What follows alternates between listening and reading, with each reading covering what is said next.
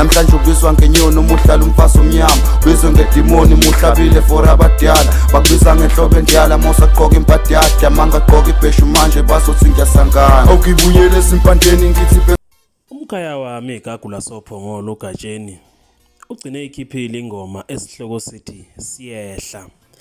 Le ngoma ke nokho uyikhipha nje ke sibheke kuma holiday kaKhisimusi ku-December nokuyilapho ke khona wonke amabomba abantu abakade bengahlala emakhaya ehla ke ebheke emakhaya. Umuntu ke wonke njengoba kwehliwa kubhekwe emakhaya ubheke ukuthi kahlale ke le ngoma kaGatsheni ekhuthaza ke ngobude ke bempilo abantu kasebeyihambile. Kulezi inhlamvu einhlamveni zayo le ngoma kukhona inhlamvu ezithi nami kulonyaka ngizoyithenga imoto, kulonyaka ngizophumelela, nami kulonyaka ngizobonakala ngihamba ngemonto enkulu.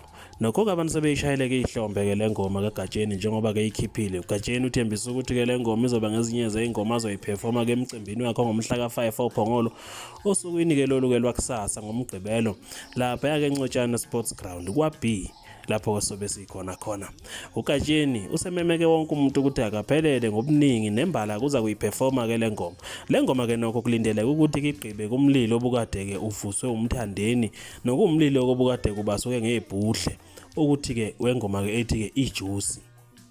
Kule ngoma kaMthandeni ke nokubuyamisana ke noma ibitrenda kakhulu ke enkundleni ke zokuxhumana. Kodwa ke njengoba sekukhiphe uGatsheni kulindeleke ukuthi ke le ngoma ke ihleka abantu njengoba kuyingoma ke ekhuthaza ngempilo.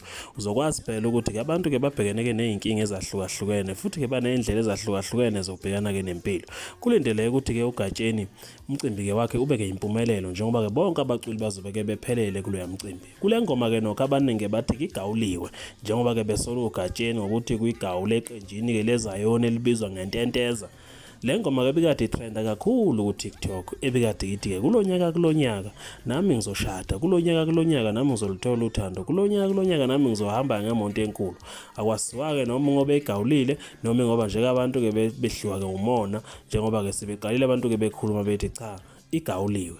Asasike nathi kodwa ke yona okuhle nokumnandi ukuthi ikhuthaza ubude bempilo nokubekezela empilweni ukuthi ke wazi ukuthi isimo angeke sihlale sinje.